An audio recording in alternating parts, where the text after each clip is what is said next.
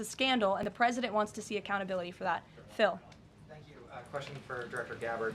A spokesperson for former President Obama said in a statement earlier this week, quote, "Nothing in the documents issued last week undercuts the widely accepted conclusion that Russia worked to influence the 2016 election, but did not successfully manipulate any votes." How do you respond to critics like former President Obama and also others on the Hill who say that the administration is conflating apples and oranges here, conflating allegations of actual hacking of voter machines and allegations of interference generally?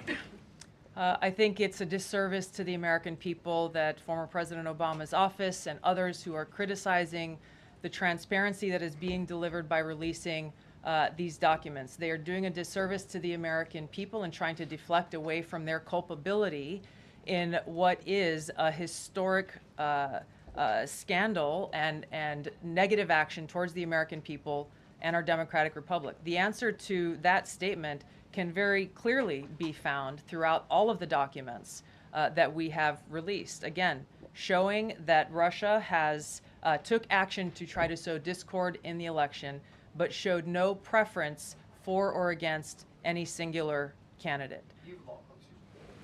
You've long been an opponent of weaponization in government. How do you respond to criticism that referring Obama administration officials and even potentially the former president is just more weaponization and this is a potential race to the bottom?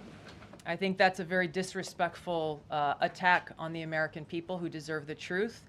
They deserve to have faith and trust in the integrity of our democratic republic, which has been undermined by President Obama through his direction of this manufactured fake intelligence document, knowing that it was filled with lies and knowing that it would and could then be used for all of the actions that came after.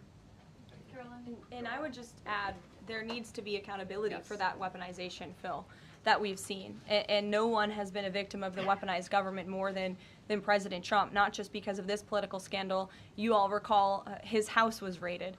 So I think, it's very disingenuous for people to say, how dare they speak of former President Obama about this based on evidence and based on intelligence when the former president of the United States, Donald Trump's home was raided when he was forced to sit in a Manhattan courtroom and many other courtrooms across the country for crimes he never committed when he was impeached and indicted, and the entire country witnessed that. That's the weaponization of justice. Now the president is back because the American people see the truth. Nearly 80 million Americans reelected him back to this office, and he believes that we need to have justice and accountability, and I think the nearly 80 million Americans who reelected him agree with that. Caitlin. Thank you, Caroline. 2 questions for Director Gabbard just on this. Director Gabbard,